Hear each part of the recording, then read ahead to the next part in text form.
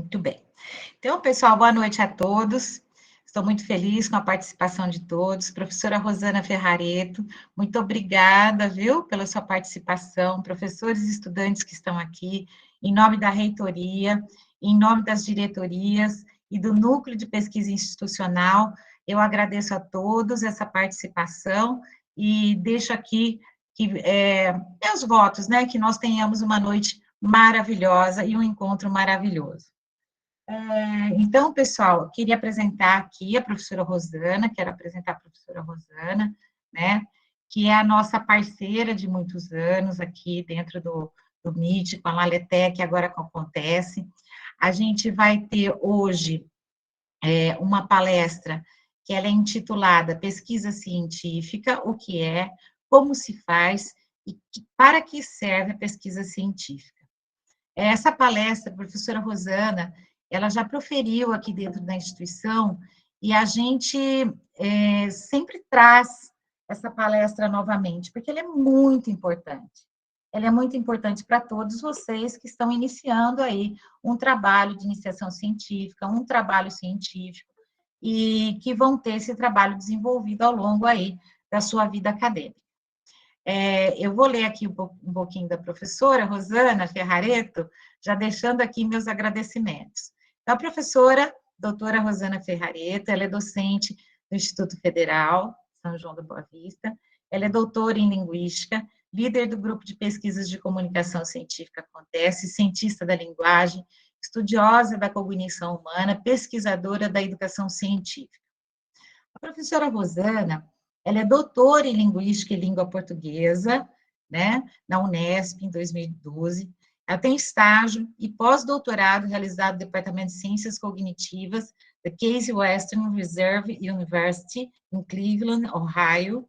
Ela é mestre em Linguística e especialista em Design Instrucional, na Unifei, em 2015. E em Língua Inglesa, na Unifran, em 2006. Ela é licenciada em Letras, Português e Inglês.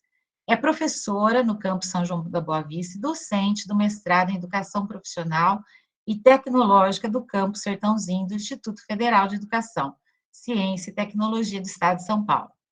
Ela coordenou a pós-graduação Lato Sensu, especialização em Informática na Educação, de 2019 a 2021. É líder do grupo de pesquisas em comunicação científica Acontece e atua como pesquisadora nas linhas de linguística cognitiva, linguística aplicada e práticas educativas em educação profissional e tecnológica, a partir dos temas comunicação científica escrita, como processo de aprendizagem, narrativa cognitiva, semântica de frames, né, multimodalidade na linguagem, argumentação e retórica, tecnologia e educação, metodologias ativas, aprendizagem móvel, formação de professores e avaliação. Bom, gente, essa é a nossa querida professora Rosana, e eu agradeço imensamente aqui a sua participação, Rosana. Espero que a gente possa estar junto muitas vezes mais, e passo a palavra agora a você, que começa, então, a sua explanação. Obrigada, pessoal, pela presença. Eu vou lembrá-los que eu vou passar aqui no chat, eu vou estar passando um formulário de presença e participação para que a gente emita os certificados de vocês, tá? Então, é essencial que vocês respondam esse formulário para a gente estar confeccionando os certificados de vocês. E vou colocando também no chat o link para mais informações do programa aí do nosso meeting, tá? A programação do nosso meeting. Então, muito obrigada, viu, pessoal? Professores, estudantes, colaboradores aí do grupo. Professora Rosana, muito obrigada. Boa noite, muito obrigada a você, Ana Flávia, pela parceria desde sempre, desde 2015, né? Desde que o Laletec nasceu, vida longa. 2015. A gente sempre fica muito feliz de estar aqui com vocês na Unifeob. Que interlocução privilegiada ter os pesquisadores, cientistas, estudantes e docentes da Unifeob nos ouvindo nessa noite. Eu quero registrar também com muito carinho a presença da equipe Acontece, que está aqui comigo, a Vânia, a Vitória, o Vitor, o professor Gustavo, que é meu parceiro aí, vice-líder do grupo, né, do Instituto Federal aqui de São João da Boa Vista, professor Olavo, que é meu colega lá do mestrado Prof. EPT de Sertãozinho, até meu filho está aqui com a gente, né, o Daniel Ferrareto, que está ingressando na vida universitária. Então, é sempre um momento de acolhimento muito saboroso, né, poder falar de ciência e de educação com vocês. Eu vou compartilhar aqui a minha tela, fiquem à vontade para interagir comigo por voz, pode levantar a mão e ligar o microfone, ou aqui pelo chat, e a gente vai conversando. Vou deixar um tempinho no final, depois da minha exposição também, mas fiquem à vontade para interromper se for preciso. Eu quero começar a minha fala, vocês já veem o meu slide? Estamos vendo sim, Rosana. Me ouvem bem também? Sim, perfeito, perfeito. Então, na véspera do Dia Internacional da Mulher, eu deixo a minha homenagem a Marie Curie, estudiosa da física, da química, que deixou uma grande contribuição desenvolvendo e sistematizando aí o tema radioatividade, né? Em tempos de guerra pós-pandêmico, em que a gente vê a Rússia atacando e incendiando usinas nucleares da Ucrânia. Nada na vida deve ser temido, somente compreendido. Agora é hora de compreender mais para temer menos. Então, coragem, que a educação e a ciência e o encontro entre seres humanos do bem possam ser escudos contra todo o mal. E eu quero perguntar para vocês, no início desse nosso percurso formativo, vocês podem colocar aí no chat a resposta ou responder por voz. Quem aqui não tem um carro? Quem aqui não usa carro? Viaja com transporte público, bicicleta, anda a pé? Agora, quem aqui não tem uma máquina de lavar em casa ou similar, um tanquinho? Quem aqui lava a roupa à mão? Vocês lavam o jeans de vocês à mão, roupa de cama?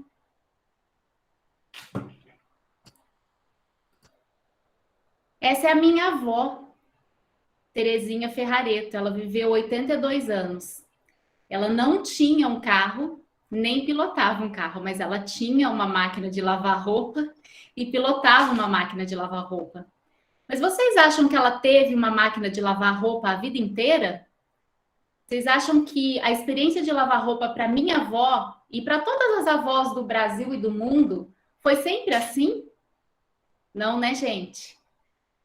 Foi muito mais lavar roupa à mão e muitas vezes buscar água e esquentar água no fogão de lenha, né, para lavar as roupas com essa água fervida, lavar as roupas diariamente de 7, de 9 filhos. E como é que vocês acham que essas mulheres dessa geração assistiram ao primeiro processo inteiro da lavagem de uma roupa numa máquina de lavar roupa? Abrir, abastecer, fechar, apertar o botão, como mágica, né? Ficaram hipnotizadas assistindo o milagre da eletricidade fazer o trabalho. E hoje, no Brasil e em todos os países ricos do mundo, as casas estão cheias de máquinas, né? Tem tanta máquina para tudo, muitas máquinas, uma diversidade de máquinas, que eu não sei nem nomear todas essas máquinas. Inventaram até uma máquina voadora, né? Para ir para outros países. Mas, ainda assim, há pessoas no mundo que lavam roupa à mão e às vezes não tem nem alimento para cozinhar na lenha. Muitas vezes elas não têm comida suficiente porque elas vivem abaixo da linha da pobreza. Bom, eu vim conversar com vocês sobre pesquisa científica, o que é, como e para quê. Eu sou a professora Rosana Ferrareto, muito grata de estar participando aí do primeiro episódio da 4ª série do Meeting de Pesquisa da Unifeob. É uma alegria ter podido participar desde o primeiro, em 2019, que foi presencial na Biblioteca do Campus, o segundo e o terceiro, que foram online, e agora ainda online aqui no 4º Meeting de Pesquisa da Unifeob. Eu sou cientista da linguagem, estudiosa da cognição humana e pesquisadora da educação científica. Essa é a minha casa, no Instituto Federal de São João da Boa Vista, e essa é a minha família, o grupo de pesquisas em comunicação científica Acontece, né? Eu nunca estou sozinha. Tem muita gente fazendo educação, ciência e tecnologia aqui em São João da Boa Vista, comigo nessa corrente do bem. E o que é esse grupo de pesquisas Acontece? Acontece vem de acontecer mesmo, gente, de acontecer na comunicação, no texto e na tecnologia. E nesse grupo de pesquisa, o trabalho acontece em eixos.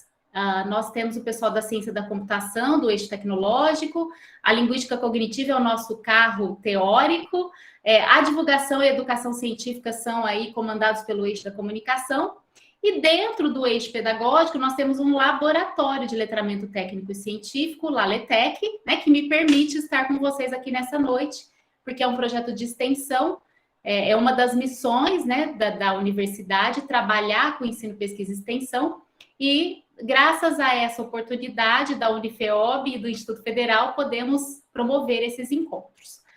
A minha fala nessa noite está organizada em 4 momentos. Primeiro, nós vamos refletir um pouco sobre o que é pesquisa científica, como nós percebemos a ciência e qual é a realidade da ciência, né, no nosso entorno.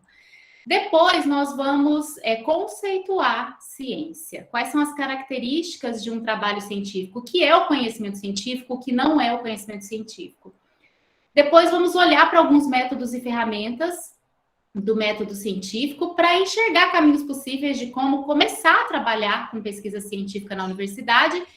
E, finalmente, vamos refletir um pouco sobre os impactos da ciência na nossa vida, no mundo natural e no mundo social.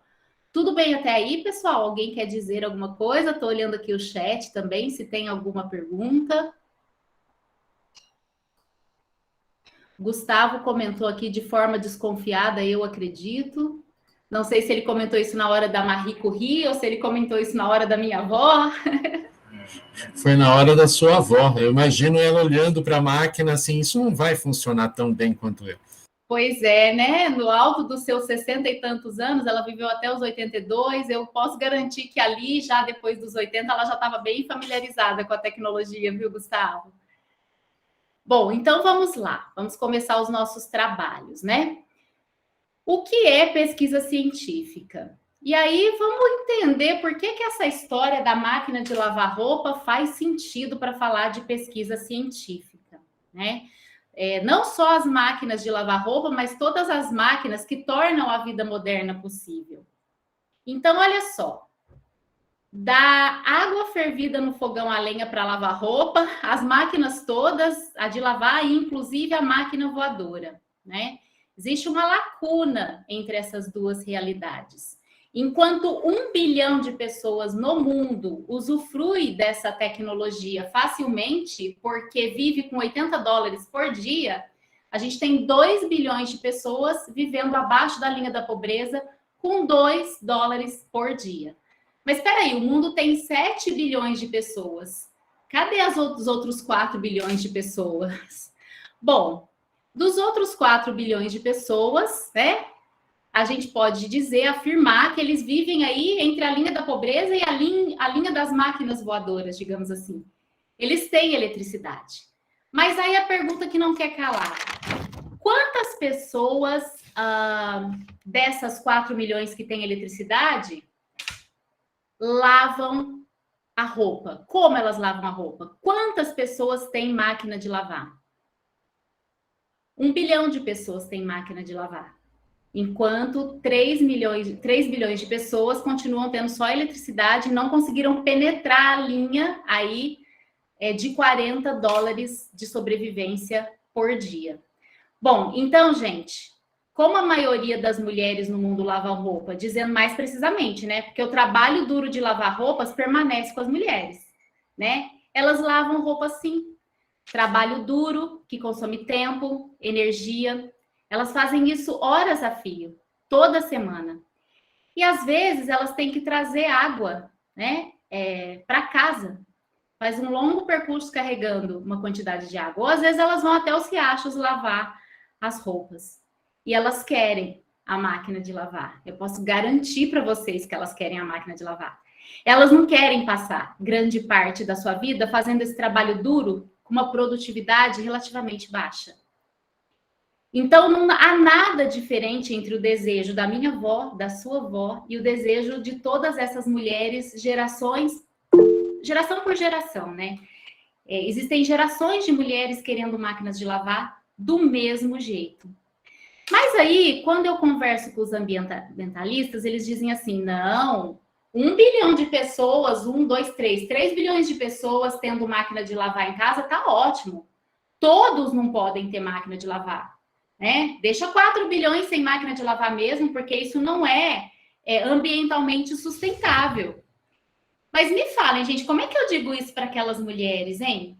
Será que o ambientalista mais hardcore lava o jeans dele na mão? Lava a roupa de cama dele na mão? Parece que eu ouvi um barulhinho aqui no chat. Deixa eu ver o que vocês estão falando. Ah, é o link de presença.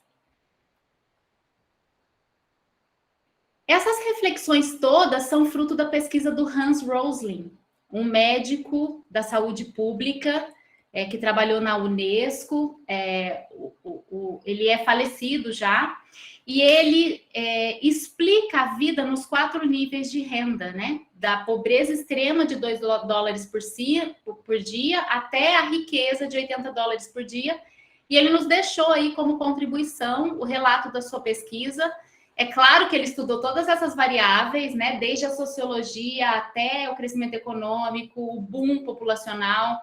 Então, ele nos deixa esse legado aí nesse livro, Factfulness, o hábito libertador de só ter opiniões baseadas em fatos. Então, a gente já está começando a delinear como a gente precisa olhar para a pesquisa científica na universidade. Vamos sair do achismo, vamos buscar fatos que estão sistematizados, que vêm de uma realidade observada e que, graças ao conhecimento científico, por mais que demore gerações e gerações, estão transformando a realidade, tornando a vida moderna possível. Então, depois de falar um pouquinho sobre a nossa percepção e realidade sobre o que é pesquisa científica, vamos agora, então, adentrar aí o conceito de ciência. Tudo bem até aí, pessoal? Podemos ir para a parte 2? Vocês vão dando um ok aí, que eu já fico tranquila, tá certo? E nós vamos fazer um exercício de percepção também para conceituar a ciência. Quando eu digito a palavra ciência no buscador de imagens na internet, são essas imagens que retornam. Então, a gente tem ali muitos símbolos relacionados às ciências biológicas, às ciências exatas. A gente tem ali, prototipicamente, o cientista ícone ali, que é o Einstein. Esse panorama já vem mudando um pouco. Antes, a gente já tem ali uma imagem de uma mulher de jaleco branco. Às vezes a gente, dependendo do dia que a gente busca isso na internet, a gente encontra crianças, livros, ambientes de humanidades também. E, além disso, eu digitei o Complete Google, né? E eu encontrei a ciência, tudo que pode ser testado, ela é questionamento. É claro que apareceu ali a ciência tudo, né? Que recuperou o nome de um programa de TV. A ciência é biologia também. Ali tem algumas conexões, trazendo ciência e cultura, ciência e ética, cultura na educação, descrições e interpretações, conhecimento organizado, sabedoria e vida organizada. Olha que interessante, eu fiz essa busca hoje e fui comparar com os slides de uma fala que eu tinha feito há menos de 6 meses atrás. Olha como já mudou o panorama. Olha quantas inverdades ainda apareciam. É claro que a depender de onde eu estou buscando, como eu estou buscando, né? O Google tem todos esses trends aí, essas tendências que não são relativamente estáveis, são um pouco difusas, né? E a gente vai até conversar um pouquinho sobre isso, em que medida o Google é um filtro confiável da realidade. Mas ele é um retrato. Então, há menos de 6 meses, aparecia a ciência neutra, é o campo da ciência absoluta, mas apareciam também afirmações que procedem. É um conhecimento que busca explicar as coisas por meio da evidência, né? É uma pluralidade, ela é produzida a partir de fatos, né? E aí, quando a gente vai para a lupa aí das tendências, né? Google Trends, tem como a gente acessar no Google Trends a busca pelo termo ciência ao longo do tempo. Então, você pode pesquisar no último mês, no último ano. Eu coloquei o filtro de nos últimos 5 anos. E vejam ali que entre 2019 e 2020, houve um pico aqui na busca pela palavra ciência no Google. E aqui também, depois da vacina, né? Aqui foi na época que surgiu a pandemia. Aqui, na época das vacinas, teve um pico ainda maior. As pessoas buscando o tema ciência no Google. Dá para filtrar também por região, né? No Brasil, quais as regiões que mais buscaram o termo ciência. E também dá para ver quais eram as pesquisas relacionadas, ó.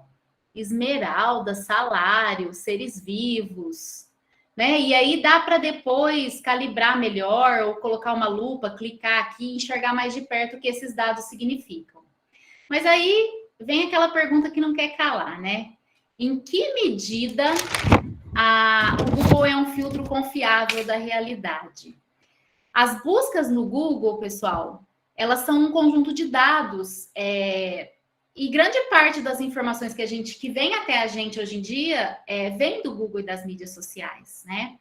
E esses novos dados estão cada vez mais disponíveis nessa era digital. Isso tem expandido radicalmente a nossa compreensão sobre o mundo, né? Há especialistas dizendo que esse material coletado jamais explicou-se tão bem, né, sobre a psique humana do que a partir do filtro das buscas que as pessoas fazem pelo Google. É como se o Google fosse o novo microscópio, o novo telescópio da nossa era. Aí você vai me dizer assim, mas o que o Google vai mostrar, ele vai retornar aquilo que é mais buscado.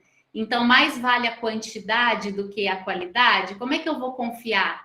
Aquilo que é mais buscado, realmente a quantidade é importante para a gente perceber aquilo que as pessoas buscam no Google? Não só a quantidade, a sinceridade. Pensem vocês que quanto maior a consequência de um fato, menos observação da realidade a gente precisa para percebê-lo. Quantas vezes eu preciso tomar café para perceber que o café me dá enxaqueca? Mas quantas vezes eu preciso tocar um fogão quente para saber que ele vai me queimar?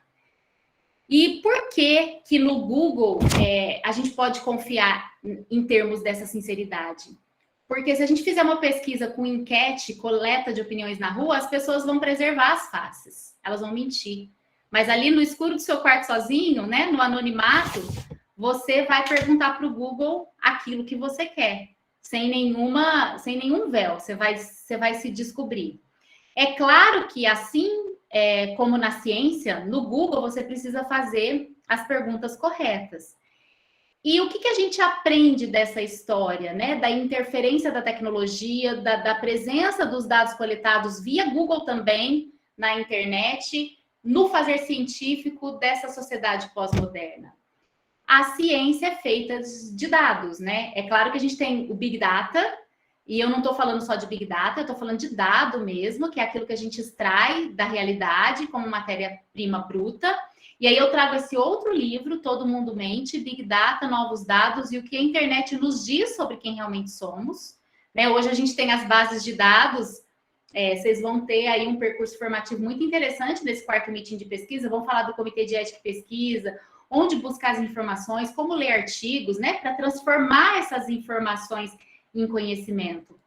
E aí, nesse livro, eles trazem algumas curiosidades interessantes que nos fazem perceber o que é ciência e o que não é ciência, se a gente significa esses dados para ter informação que, tratada com o método, pode virar um conhecimento que vai transformar a nossa realidade, vai nos alimentar enquanto resolução de problemas, respostas para as perguntas que a gente ainda não conseguiu encontrar. E aí eu vou falar rapidamente algumas passagens, né? Corpos como dados, palavras como dados, fotos como dados.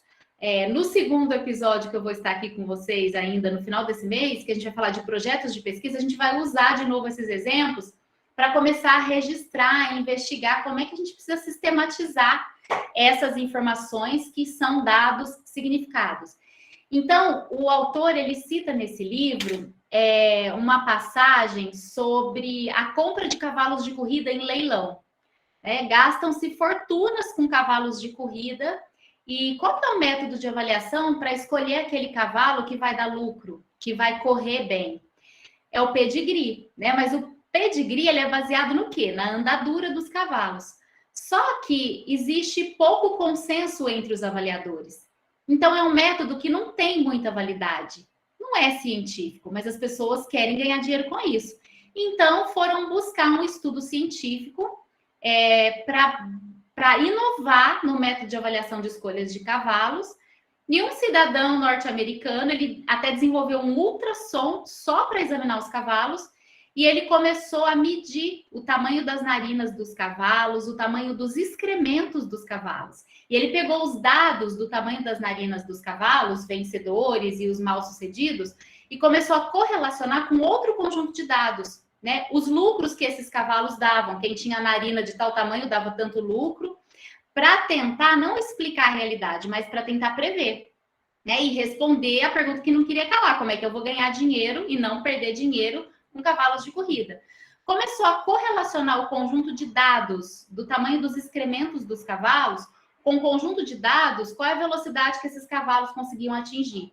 E após 20 anos olhando para esses dados e catalogando, ele descobriu que os cavalos mais bem-sucedidos tinham um ventrículo esquerdo que funcionava melhor e eles tinham o baço maior, era o órgão que era maior. E aí eles começaram a apostar nesse método de avaliação e, baseado nisso, quem sabia desse segredo começou a fazer dinheiro com corrida de cavalos, né? Ah, mas a ciência é também para fins utilitários? Será que esse método antigo ruim que eles usavam, que deu espaço para esse aprimoramento, e com essa flexibilidade de quem estava determinado, né, a classificar como dado fontes inovadoras e não fontes tradicionais, para além de saber que funciona, será que eu preciso saber por que funciona? Será que a ciência de dados é uma ciência se ela está trabalhando só com predição? Ela está preocupada em saber se algo funciona e aí ela não está preocupada com a explicação, por que funciona. Mas aí as outras ciências podem vir investigar, pode dar uma pesquisa com desdobramento na veterinária, pode dar uma pesquisa com desdobramento na economia. Então, a ciência de dados é uma ciência, ela busca padronização, ela está baseada em evidências e é uma realidade para nós. Né? É claro que eu não estou dizendo que os dados estão só na internet, não estou dizendo que os dados do Google são 100% confiáveis. Né? E aí esse livro ele vai dando vários exemplos. Observem os dados de busca no Google da semana anterior a uma epidemia da gripe. Que palavras-chave as pessoas digitam lá? O Walmart começou a vender aqueles pop-tarts de morango sempre que tinha uma tempestade de neve e eles pediam para fechar tudo na cidade e aí as pessoas começavam a estocar comida e corriam atrás dessas tortinhas de morango. Claro que depois os nutricionistas começaram a investigar qual é a relação do clima frio e com a ingestão de morango. Mas bastou para o Walmart estocar o supermercado com tortas de morango e aumentar suas vendas vertiginosamente cada vez que se anunciava um alerta de tempestade, as pessoas tinham que entrar em lockdown e estocar comida. Né? Então, muitas vezes as coisas se resolvem simplesmente por aquilo que elas são, como elas funcionam. Agora, palavras como dados, eu que sou estudiosa da linguagem, foi feito um experimento no Washington Times, que é um jornal mais conservador, e no Washington Post, que é um jornal mais liberal. E eles divulgaram a mesma notícia sobre casamento homossexuais com linguagem diferentes. O conservador disse que os homossexuais se casam em Massachusetts, essa era a manchete, enquanto o jornal liberal anunciou vitória para casais do mesmo sexo. E aí começaram a investigar se a imprensa era de direita ou de esquerda a partir dos padrões de linguagem que ela usava. Na verdade, a imprensa, gente, ela vende a notícia. Então, ela não usa a linguagem que revela a posição política dela, mas ela usa a linguagem que revela a posição política de quem lê. E aí foram descobrir que muitas vezes a imprensa aparece ou da esquerda ou da direita, porque quem mais lê aquele canal de comunicação é a esquerda ou é a direita, né? Buscas no Google, Estados Unidos e os Estados Unidos são, acompanham o período histórico de divisão e independência dos Estados Unidos. Se eu enxergo a nação como única, eu vou dizer os Estados Unidos é. Agora, se eu enxergo a nação como dividida, os Estados Unidos são. Existem também palavras que são mais usadas pelos homens, palavras que são mais usadas pelas mulheres, então palavras são dados. Existe também uma grande tendência das pessoas buscarem, fazerem buscas no Google, perto do Natal, relativas à depressão. né? E aí, como que fica a indústria farmacêutica, psiquiátrica nessa época? Ah, mas aí você está me dizendo que, além de utilitarista, a ciência é caça-níquel? Né? Existe todo um mercado capitalista por trás? A gente vive numa narrativa capitalista.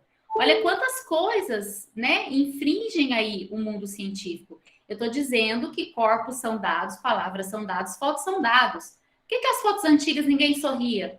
Porque era pintura, não dava para sustentar o sorriso por muito tempo, né? Depois da fotografia dava para você sorrir, porque era só um flash. Mas olha como que a fotografia foi importante também para o crescimento econômico, para os estudos nessa área. Dá para medir o PIB com base na quantidade de luzes acesas à noite. As fotos são feitas por satélite, então a gente consegue correlacionar esses conjuntos de dados. Ou seja, gente, os dados reinventados na era digital, né, a gente pode com eles enxergar algo além do que todo mundo mente, porque palavras são dados, cliques são dados, links são dados, erros de digitação são dados, bananas em sonhos são dados, tom da voz são dados, assovios na respiração são dados, ritmo cardíaco são dados, tamanho do baço são dados. E essas buscas são os dados mais reveladores que a gente já teve, assim, desde sempre, em todos os tempos. Então, é muito difícil fazer pesquisa. Sim, já vamos ver como fazer. Mas fazer pesquisa é olhar para a realidade, escolher um conjunto de dados, lançar um olhar inovador sobre esses dados, e buscar na universidade apoio para sistematizar esses dados para além da predição, para também explicar por que a vida funciona assim e buscar respostas para as perguntas que ainda não foram respondidas. Então, afinal, o que é ciências, né? O que é ciência além desse conjunto de dados que padronizam a nossa percepção sobre a realidade? O professor Gilson Volpato vai dizer que a ciência é empírica, interindividual e provisória. A gente dizia agora há pouco que o Google é o telescópio da vida moderna. Ele é como se fosse um microscópio dos dados que as pessoas digitam lá na rede mundial de computadores.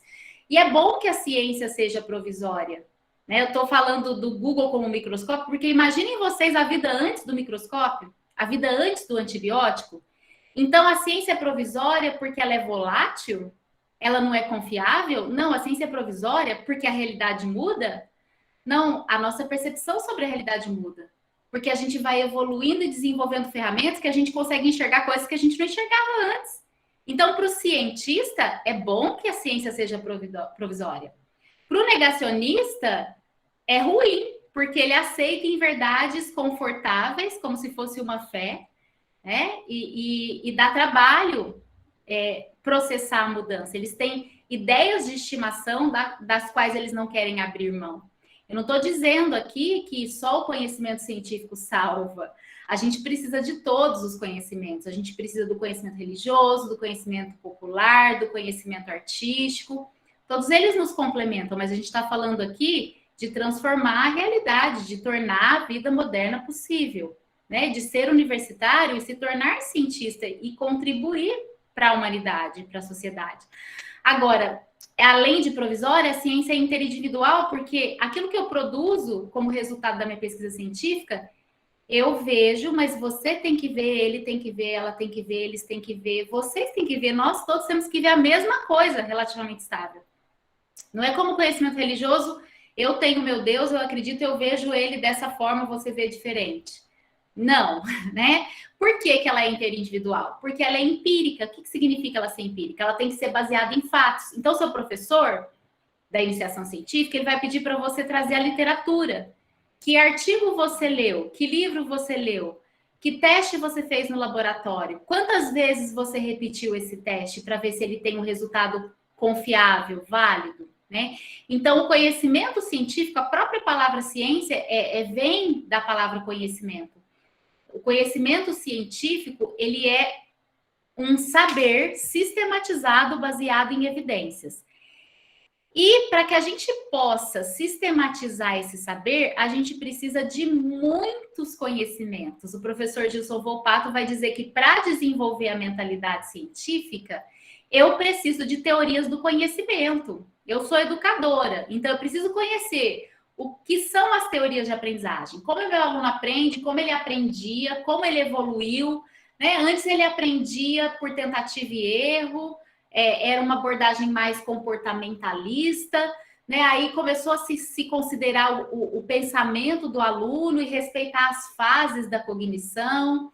Depois começou a se olhar para o ambiente também, ele interage com outro ser mais maduro, ele interage com o mundo. Então, não é só cognitivo, é sócio-interacional. Quais são os conhecimentos da sua área? Se é da física, se é da biologia, da química, do direito, da veterinária, da arquitetura, né? Qual que é a epistemologia? Você está aqui na universidade para se apropriar das teorias do conhecimento da sua área. A gente precisa de método, que a gente vai já olhar para algumas ferramentas. A gente precisa comunicar a ciência. A gente, para além de fazer ciência, a gente precisa divulgar o conhecimento. Senão ele não tem sentido de ser. A gente precisa de raciocínio lógico, né? Para poder estabelecer um objetivo aonde eu quero chegar. E depois empregar uma ferramenta que transforme esses meus objetivos em resultados. E desses resultados, raciocinar e derivar uma aplicação para a realidade. Afinal de contas, se eu quero aferir a temperatura do paciente, eu não vou usar um microscópio, eu vou usar um termômetro. Porque é ele que vai ser uma ferramenta válida para testar aquilo que eu quero testar. Quero saber se o paciente tem febre, né? E a gente precisa muito da filosofia da linguagem, da filosofia da própria ciência, que é o que a gente está fazendo aqui. A gente está confabulando por que isso, como funciona aquilo, o que eu faço com isso, né? E, acima de tudo, a gente precisa de ética. A gente precisa desmistificar a metáfora iluminista de que, eureka, sabe aquela luzinha que fica assim, acima da cabeça do cientista e os cabelinhos todos queimados, arrepiados, né? Que, de repente, fez-se a luz e, do nada, o cara inventou aí uma fórmula mágica para ganhar corridas de cavalos. Ele demorou 20 anos. E ele não estava sozinho. Então, a gente tem que desmistificar não só a questão do tempo, mas a questão da conectividade com as ideias e com as pessoas. Perder o medo de falar da sua pesquisa para o outro. Eu vou divulgar para melhorar a vida do outro. E se ele quiser se apropriar dessa ideia, ele vai ser ético e ele vai me referenciar, né? Ele vai me citar, por isso que a gente tem a norma da BNT. E eu vou inovar porque eu vou aprender aquilo que ele desenvolveu e eu vou avançar, porque a ciência é provisória. Então, esses flashes, assim, dessas coisas que eu estou dizendo aqui, a gente vai desempacotar cada um deles ao longo dos nossos encontros. Eu vou voltar aqui durante esse semestre mais 2 vezes, depois vou voltar no semestre que vem, e aí nós vamos colocar isso em prática, né? Esse nosso primeiro encontro é mais para nos inspirar, sabe? Inspirar os nossos caminhos nesse início de ano letivo. Depois nós vamos aprender a instrumentalizar, como pôr no papel essas ideias inovadoras, que recursos eu posso usar e como eu posso organizar, escrever um projeto de pesquisa para minha iniciação científica, o que eu leio, como eu leio, né? Depois, como que eu escrevo os objetivos de pesquisa, como eu escrevo um resumo para participar do congresso. Então, todas essas questões da mentalidade científica levam tempo para ser desenvolvidas. E a gente precisa investir esse tempo na nossa formação. Porque aí sim nós vamos conseguir atingir esse percurso, galgar aí os 3 níveis de construção do conhecimento científico. Ora, se eu tenho um dado extraído da realidade, matéria-prima bruta, quanto mede o baço do cavalo? E aí eu junto com outro dado também, quão rápido ele consegue correr. E aí eu vou observando esses dados e vou significando, olha, para ele ganhar essa corrida, ele tem que correr essa velocidade. Quando ele tem esse tamanho desse órgão interno, ele tem esse tipo físico que dá essa aerodinâmica para o corpo. E aí eu vou significando esses dados, entendendo, tá vendo o conhecimento especializado? Aí eu preciso de quem conhece da anatomia do cavalo, não preciso só do cara que faz conta para saber que o cavalo vai ganhar e vai render dinheiro. Tá vendo a conectividade entre as pessoas? Tá vendo que leva tempo, que é um processo? Bom, já entendi o que significa o tamanho do órgão e a velocidade e quanto dinheiro eu vou ganhar. Agora eu vou pôr essas coisas juntas e vou integrar essas ideias e aí eu produzo conhecimento. Pronto, comprei esse cavalo, ele ganhou a corrida e me deu lucro.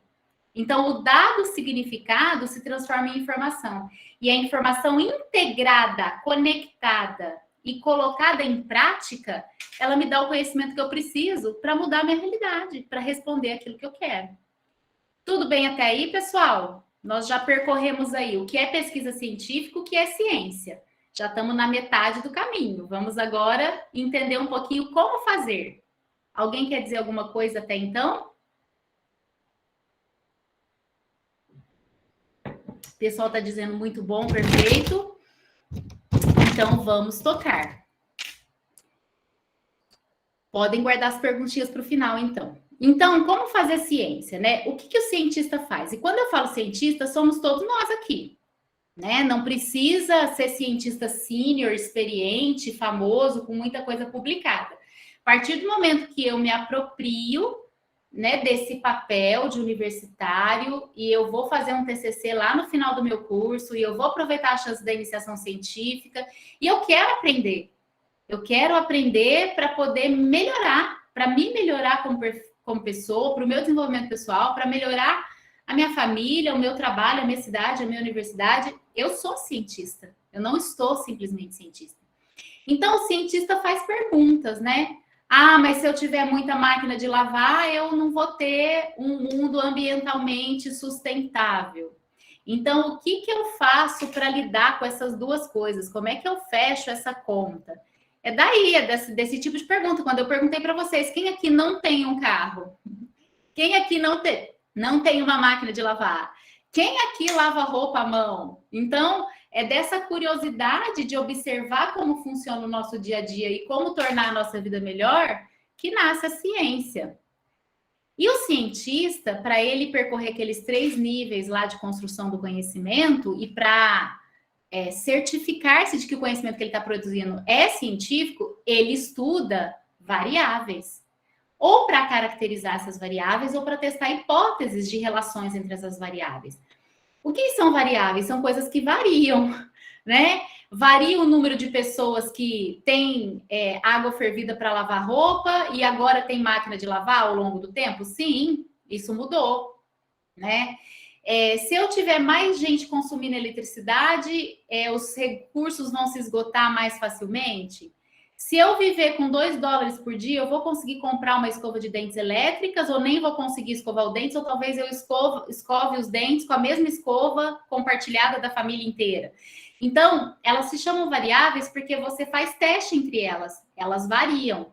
E você precisa agrupar essas variáveis por semelhanças, dependendo do objetivo que você tem para estudar. Então, eu quero estudar máquinas, eu tenho ali o conjunto das máquinas. Eu quero estudar ambiente, eu tenho ali o conjunto de elementos do ambiente. Eu quero estudar crescimento populacional, demografia, eu tenho o conjunto ali de dados que vão me permitir estudar isso, né? E é por isso que a gente faz iniciação científica, aprende ciência na escola, para enxergar esses elementos do mundo, porque as variáveis são elementos do mundo que o cientista estuda. A gente tem que recortar, não dá para a gente estudar tudo. E aí a gente pode fazer uma pesquisa teórica para caracterizar essas variáveis, né? Quantas pessoas no mundo têm água clorada para beber, né? Água tratada para beber? E aí, quantas dessas pessoas desenvolvem tais tipos de doença por não beber água tratada? Quantas pessoas no mundo viajam de avião? O que isso quer dizer para a empresa, para a economia desse setor de serviços? O Brasil tem a Embraer. O Brasil é um país de tecnologia, é um país subdesenvolvido. Então, eu estou caracterizando para entender, mapear a realidade. Ah, não, agora eu quero testar hipóteses, eu quero ver qual é a linguagem que aquele jornal conservador usa e qual a linguagem que esse jornal liberal usa. Esse jornal usa essa linguagem, então eu vou pôr ele no grupo dessas variáveis, porque é uma linguagem conservadora. Esses 3 jornais aqui usam essa mesma linguagem que é parecida com essa variável aqui da linguagem liberal, então eu vou pôr ele nesse grupo. E eu vou testar. Quanto mais eu usar esse tipo de linguagem, mais gente vai ler o meu jornal, e quanto menos eu usar esse tipo de linguagem, mais ou menos gente vai ler o meu jornal. E aí eu fico testando essas hipóteses, né? É o caso do cavalo.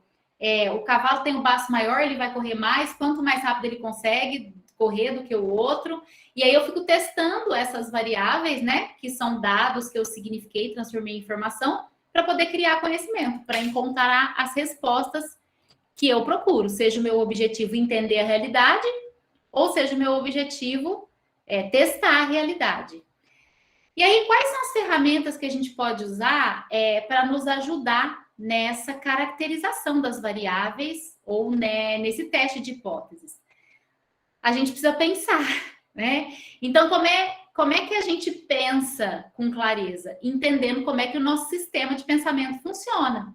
Então, a gente sabe que o nosso cérebro tem o lado esquerdo, que é o pensar devagar, lá do pensar rápido e devagar, né? Do Daniel Kahneman. E o lado 1, que é o pensar rápido, que é instintivo, que é emocional, que é das humanas, né?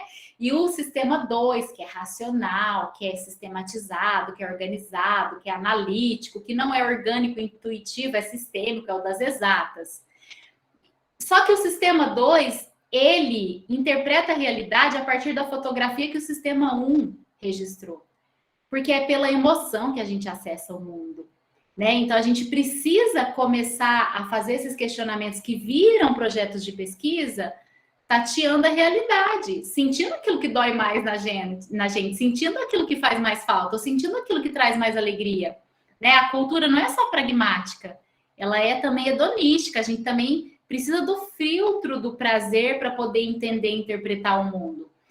E além desse sistema emoção-razão, né, que a gente não é ser racional, esse pensamento cartesiano depois da neurociência caiu por terra. Não é penso, logo existo. Eu sinto, por isso penso e daí eu existo. Né? Emoção é o nosso filtro da realidade. Se eu perguntar aqui para vocês, por que você está fazendo esse curso na Unifeob? Garanto que a maioria de vocês vai falar assim, porque eu gosto. Né? Todas as decisões importantes a gente toma pelas emoções. Ah, mas na ciência não tem que ser controlado? Não. O sistema 2 e o sistema 1 são complementares. Eu preciso do sistema 2 interpretando de maneira analítica aquilo que eu já faço automático. É assim que a gente aprende um novo idioma, é assim que a gente aprende um instrumento musical, é assim que a gente aprende a dirigir. A gente sai de um sistema, muitas vezes, analítico, racional e cai no automático. Muitas vezes, aquilo que a gente faz automático, pela ciência, a gente começa a analisar mais e fazer aquilo com mais propriedade. Para além do funcionamento do cérebro humano, a gente tem que entender como é que a gente processa as informações, para além da parte física, né? A gente vive o tempo todo em dois universos. Eu tô aqui falando com vocês, eu aposto que tem gente que está falando assim, nossa, que pena, vou ter que desligar agora porque eu tenho que correr lá para a Unifeob, vou perder um pedacinho da fala, nossa, eu não posso esquecer de tomar meu remédio aqui depois dessa aula, antes de entrar na outra. Ai, meu Deus, mas hoje eu vou perder o capítulo da novela, tava tão bom de férias, né? Tive que voltar para a faculdade, então eu não tenho acesso ao universo 2 de vocês. Alguns de vocês estão explicitando aqui para mim no chat, sensacional, perfeito, né? Vocês estão revelando as experiências, as sensações, as motivações que vocês estão tendo a partir desse universo 1 que é real, que é externo, que é o que a gente está vivendo aqui agora, às 18h57, que é ouvir a professora Rosana falando no meeting de pesquisa da Unifeob. E muitas vezes a gente não sabe lidar com o negacionista porque a gente não pergunta para ele a palavrinha mágica. Por quê? Por que será que ele não quer aceitar um tratamento de quimioterapia? Será que na família dele ele já passou por essa experiência e foi doloroso e não adiantou e ele perdeu a pessoa querida? Então, se a gente perguntasse mais por quê, a gente pararia de julgar o negacionista porque a gente teria acesso ao universo 2 dele. Mas a gente fica presumindo que o universo 2 dele é que ele é burro. Muitas vezes a gente não sabe quais são os sonhos, as expectativas dele, nem as frustrações. E para além disso, a gente ainda tem mais duas questões que a gente precisa considerar, olhando agora para o lado de fora, né? Para além de entender como funciona o cérebro e como funciona a cognição humana, como é que funciona a realidade? A realidade, ela está estabelecida, de acordo com o Harari, em Sapiens, a partir de duas ordens, a ordem natural e a ordem imaginada. Então, se eu disser assim para vocês, gente, amanhã eu vou acordar decidida a não acreditar mais na lei da gravidade. Não é por isso que ela vai deixar de existir. Porque essa é uma narrativa, para além de conceitual, a gente entende a explicação da lei da gravidade, ela é uma narrativa empírica. Não tem como eu lutar contra ela, né? Agora, o exemplo que eu sempre dou da ordem imaginada. Se eu falar assim para vocês, gente, eu vou desligar esse meeting de pesquisa agora, porque tem um ET aqui na minha janela, dando tchauzinho, ele quer conversar comigo. Vocês vão falar, essa professora tá louca, né? Só se for num filme épico essa história, porque na realidade não tem pareamento, não tem cabimento, não tem um ET na casa dela, né? Essa é só uma narrativa conceitual, ela não é uma narrativa empírica, não tem pareamento com a realidade. Mas se eu disser para vocês, gente, eu vou desligar porque tem uma pessoa aqui passando mal, preciso levar ao hospital. Pode até ser mentira, mas vai fazer sentido, vocês vão acreditar. Porque essa, para além de ser uma narrativa conceitual, é possível alguém sair de um compromisso para ajudar uma outra pessoa. Ela é também uma narrativa empírica. Faz sentido, tem coerência com a realidade. Então, entendendo como funciona o pensar humano, a gente consegue desmistificar muitas coisas que atrapalham a mentalidade científica. E claro, eu estou aqui como linguista para, nos próximos encontros, trazer ferramentas para que vocês consigam comunicar a ciência. A ciência é feita por escrito. E olha que tecnologia maravilhosa é a escrita. A gente consegue transmitir de gerações para gerações todo o saber acumulado. E através dos espaços também. Então, a escrita não é só você entregar o seu TCC, o seu projeto, o seu resumo no final do semestre para o seu professor, e ele vai encher de correções vermelhas e você vai aceitar todas aquelas alterações do documento e não vai entender por que estava errado. Qual que é o processo de planejamento da escrita? O que nós estamos fazendo aqui? Nós estamos buscando insumo para entender de onde eu tiro as ideias para fazer projetos, né? Depois a gente vai para o processo de escrita. Como é que eu crio o conceito? Como é que eu seleciono as coisas para eu ler? Como é que eu resumo aquilo que eu li? Como é que eu argumento para, além de resenhar as coisas que eu li, né, até chegar na versão final e eu tiver que editar o meu documento antes de publicar?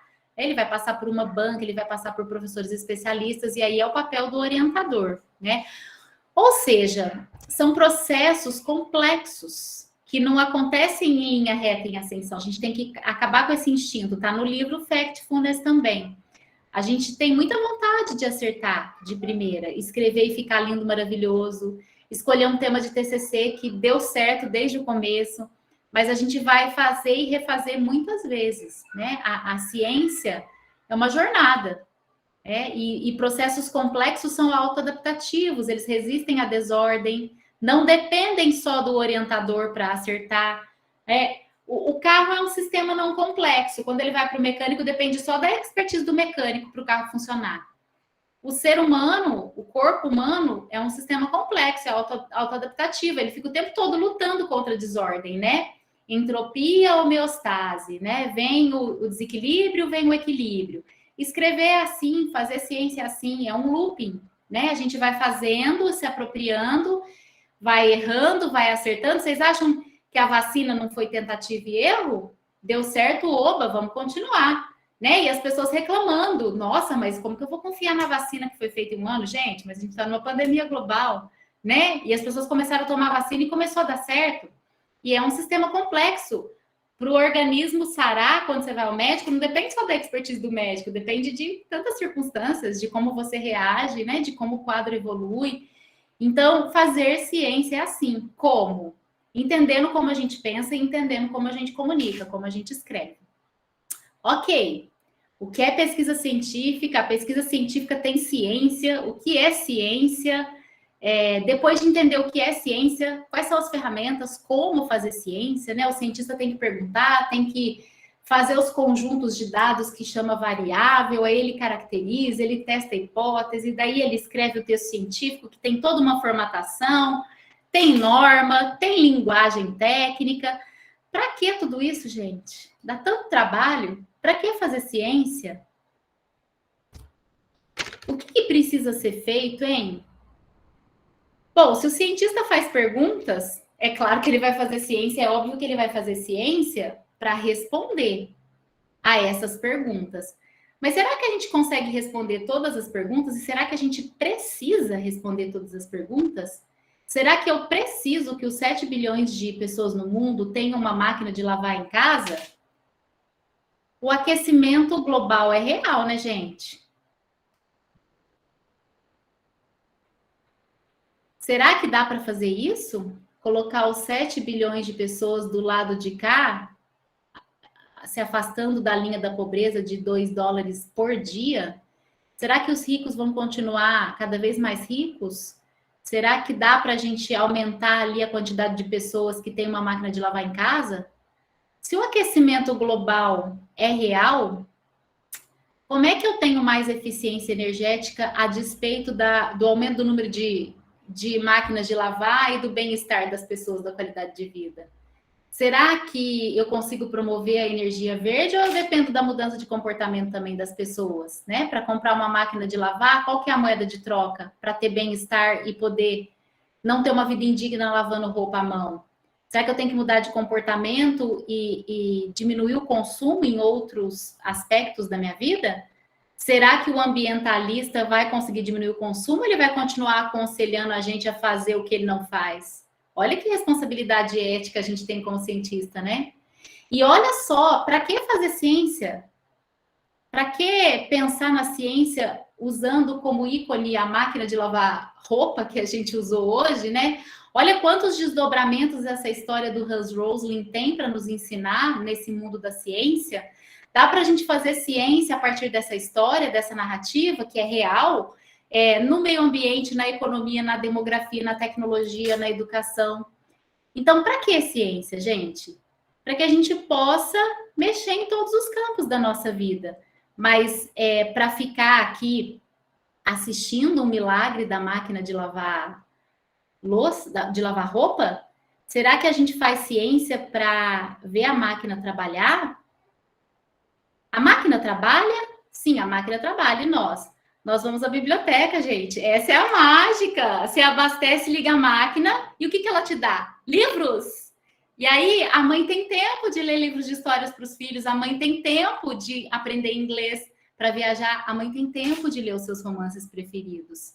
E aí, a gente vai ter uma realidade assim, né? Além de assistir hipnotizada a máquina de lavar funcionar, com mais qualidade de vida para que a gente possa fazer outras coisas. E foi assim que a minha mãe, a dona Elza, encontrou tempo para se tornar professora da pré-escola. E em 1983, ela ensinava consciência fonológica a partir do uso de uma bandinha rítmica na pré-escola. E é assim que até hoje ela encontra tempo para fazer o enxoval para os netos que já estão indo morar fora para fazer a universidade, mas também para fazer o bolo de mês aniversário do netinho de 2 meses. Né? É uma mulher mãe, trabalhadora, cientista, que graças a essas descobertas da vida moderna consegue também ser feliz. Ciência não é sofrer, gente. TCC não é bicho de 7 cabeças, ciência pode ser gostoso de fazer. Então, obrigada industrialização, obrigada moinho a vapor, obrigada estação de energia, obrigada processos químicos e físicos que nos dão mais tempo para ler livros. Obrigada a você da Unifeob, obrigada a você do Instituto Federal, do Acontece, obrigada a você, ser humano, que faz ciência. A ciência é feita por pessoas. Essas são as referências da aula. Sigam-nos nas redes sociais para mais novidades. Quiserem conhecer mais o Acontece, vou deixar os slides com esses links aí dos nossos vídeos também. A gente tem até livro, gente. Olha só a nossa live de lançamento. E cenas dos próximos capítulos, estaremos juntos de novo no final desse mês, falando da redação do projeto de pesquisa. Depois, em abril, falando sobre como estabelecer objetivos claros para que a gente tenha resultados válidos. E esse tempo de pandemia me fez pensar muito na leveza das coisas, né? A gente não consegue dar conta de tudo isso, gente. E nem é para ser assim, né? Então, como sou pouco e sei pouco, faço o pouco que me cabe, mas me dando por inteiro. Essa é a lição do Suassuna. Muito obrigada pela gentileza de me ouvirem. Puxa vida, Rosana, olha, eu me emocionei com a sua fala aqui hoje, viu? Sua comunicação perfeita, me emocionei com a sua mãe e com essa última mensagem que você deixou aqui para a gente. Eu só tenho, assim, que te agradecer imensamente. Eu sei que o pessoal tem o horário aqui, que todo mundo está atarefado, mas gostaria de te agradecer. Eu estou embargada, assim, minha voz está até embargada de emoção de ver essa maravilha que você nos proporcionou hoje. Eu acho que estão todos aqui de acordo, todos aqui concordam comigo, né, pessoal? Eu vou desligar agora a nossa gravação e eu gostaria que